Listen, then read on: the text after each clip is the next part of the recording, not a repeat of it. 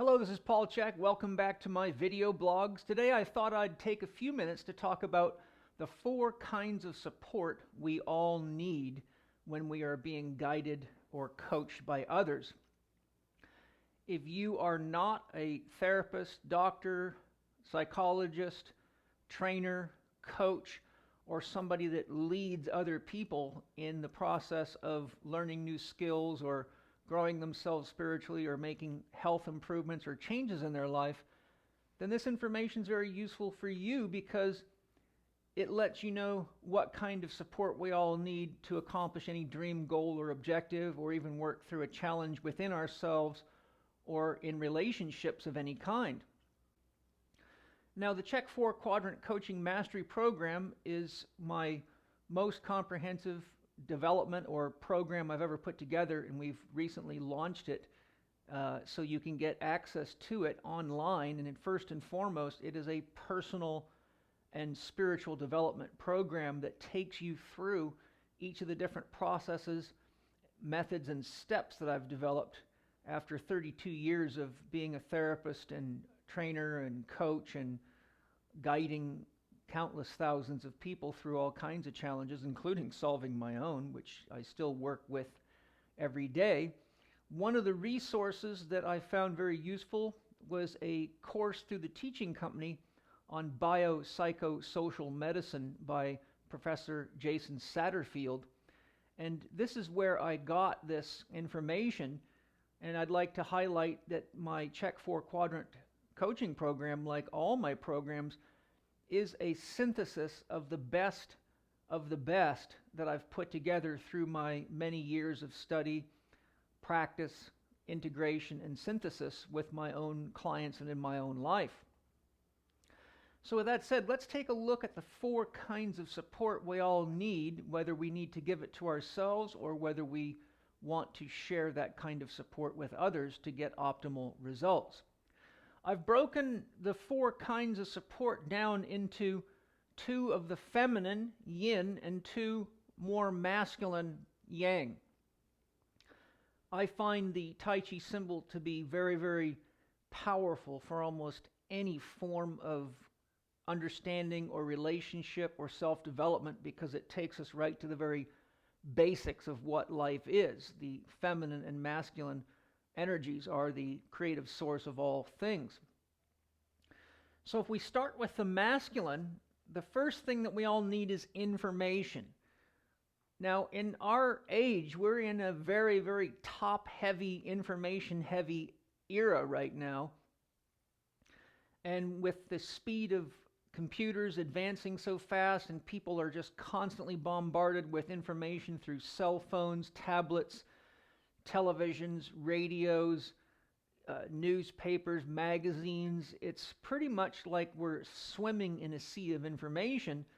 And what I see happening to a lot of people, be it my students, my patients, or just people that I know, is they go into what I call paralysis by analysis. It's like going to a restaurant, you're hungry, but there's so many items on the menu, you find yourself sitting there having a hard time deciding what to choose. So when we're giving people information or getting information ourselves, it's very important to understand what the word information means. The word information literally means in formation. Information at its root is a word that relates to any pattern that we can recognize or make meaning of. When you look at the letters on this blackboard, you can read them. It's a pattern of symbols that help you make meaning. That's what information is. If information comes at us and we cannot make meaning out of it, it produces chaos inside of us, and that diminishes our level of energy and vitality. It gives us no enhanced sense of direction and decreases the likelihood we will make positive changes and actually produces a stress response in us. So my first tip, and I had to learn this the hard way, is when you're giving information, be very conscious about how much information the person can handle and what is the most relevant to helping them meet the immediate need that they have. and know that if they cannot keep what you're sharing with them in formation, then though you may have said a lot of fancy words and may have given them a lot of great ideas, it actually does not produce better results. It doesn't produce a sense of connection inside the individual or a sense of harmony with what direction to move in. So it actually takes quite a mature coach or therapist or individual to really identify what are the most basic elements that I need to act on now, and to stop constantly seeking more and more information. In fact, Angeles Arian, who researched the 4 root causes of addiction, saw that the need to know was one of the root causes of addiction. And I won't go into why that is, but I think if a lot of us look at our need to know and what we constantly do to try to feed that, it actually does lead us into a situation where we spend so much time looking at and through information without actually bringing it into our life and practicing it, that it makes us what I call potentially smart, dumb people who have a head full of ideas, sound great in a coffee shop, but can't seem to get anything done.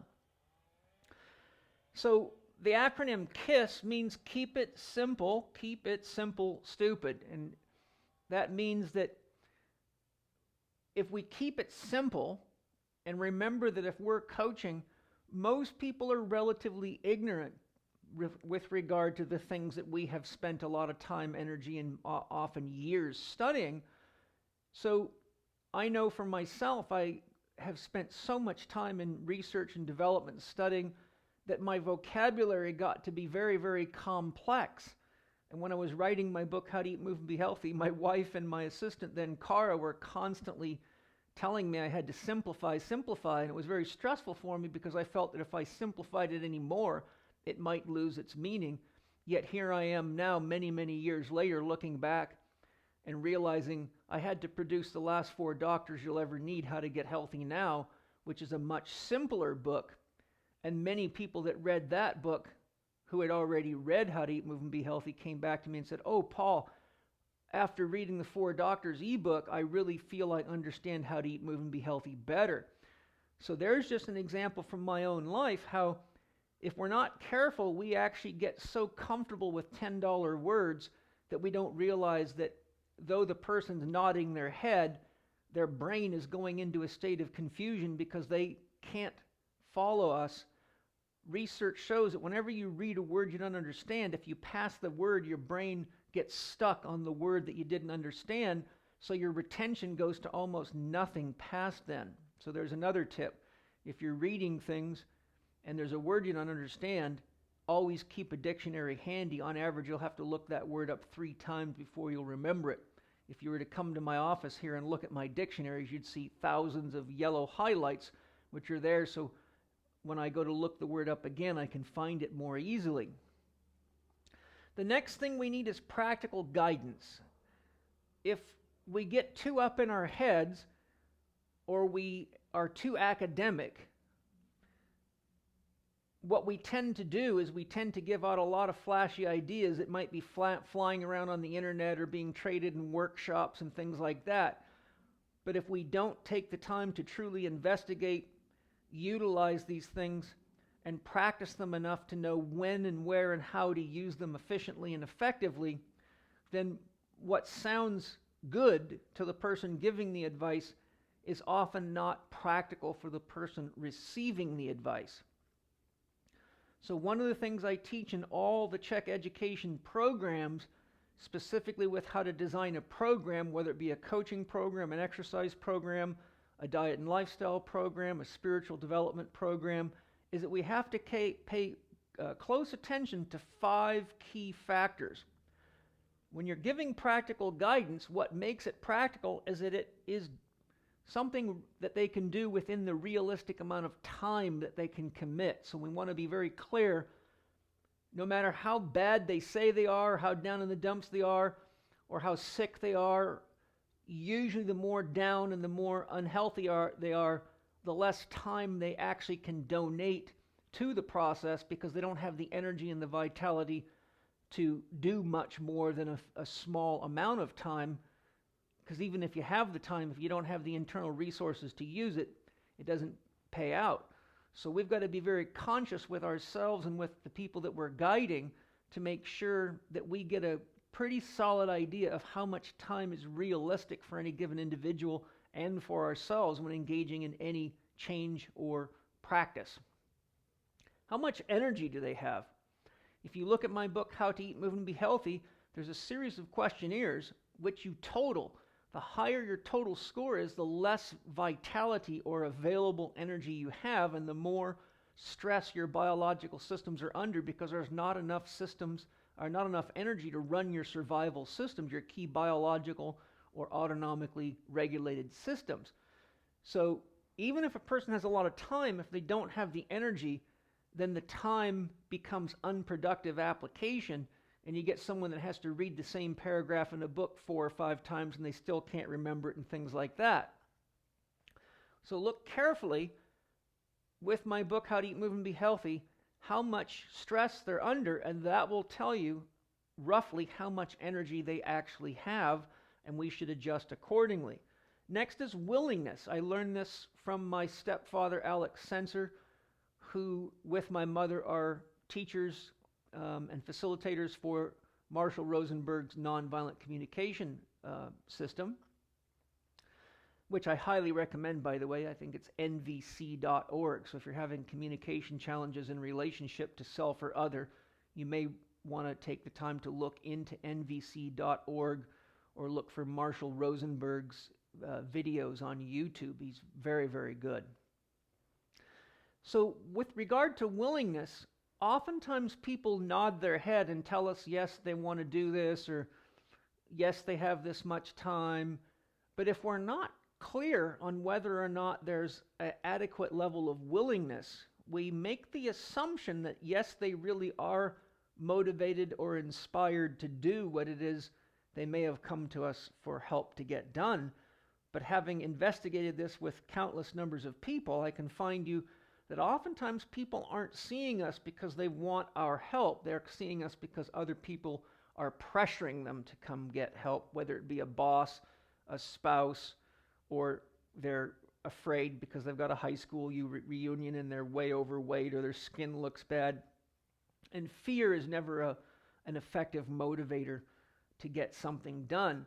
So what I always do, even within myself, is ask myself, for example, if I need to take the trash out at home or get something done for the ladies, dump the compost, they might ask me, Paul, would you please do that? And I might respond, I will do it, but my willingness to do that right now is fairly low. Can I do that in a little while? My mom and Alex found that if a person's willingness scale is below a 7 out of 10, so 10 would be total willing, full willingness, 0 would be 0 willingness.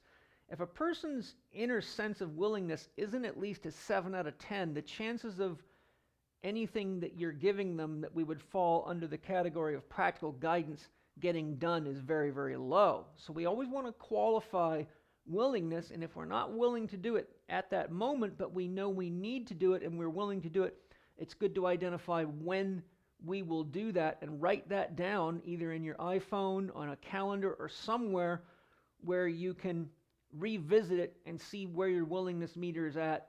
And one of the key things for effective coaching and healing and spiritual growth is downright honesty with yourself and with others. Next, we have to look at a person's financial availability. I know when I work with people, oftentimes they have a lot of toxicity. They could have multiple parasite symptoms. They could have fungal infection symptoms. They could have heavy metal poisoning. They could have multiple metals in their teeth. They could have dental problems, and the list goes on. It's not hard for a lot of people that come to see me to rack up, $10, $12, $15, or $20,000 worth of work they need to do to ultimately bring themselves back into balance. So what I do when I write a program for someone is I prioritize it based on the most important things to do now, and then I consider their financial ability and discuss that with them. And if they only have $1,000 that they can effectively spend without creating more stress than it's worth, then it's up to me or you as the coach, therapist, doctor, or guide to identify what is the best way to use that $1,000 investment. If we get that wrong, we actually create more stress by giving a person things that they can do, which they may really want to do, but they feel crippled because they can't do it, and that's not usually a healthy way to go about coaching. Finally, we got to look at resources. What resources do they have available? What resources do they need? And does that fit their financial ability, their willingness, their energy, and their time? Resources could be anything from equipment to a blender to be able to make juices, or a juicing machine, a food processor, supplements, a long list of things that could be possible depending on what the scenario is. So in summary, practical guidance is giving people things that actually they can do, usually immediately or as quickly as possible, that are practical, not theoretical. Get to bed on time, drink more water, eat whole organic food, not cheap food, etc. Those are practical, down-to-earth things. Exercise more, exercise less, depending on the situation. And we need to identify their time, energy, willingness, financial ability, and resources.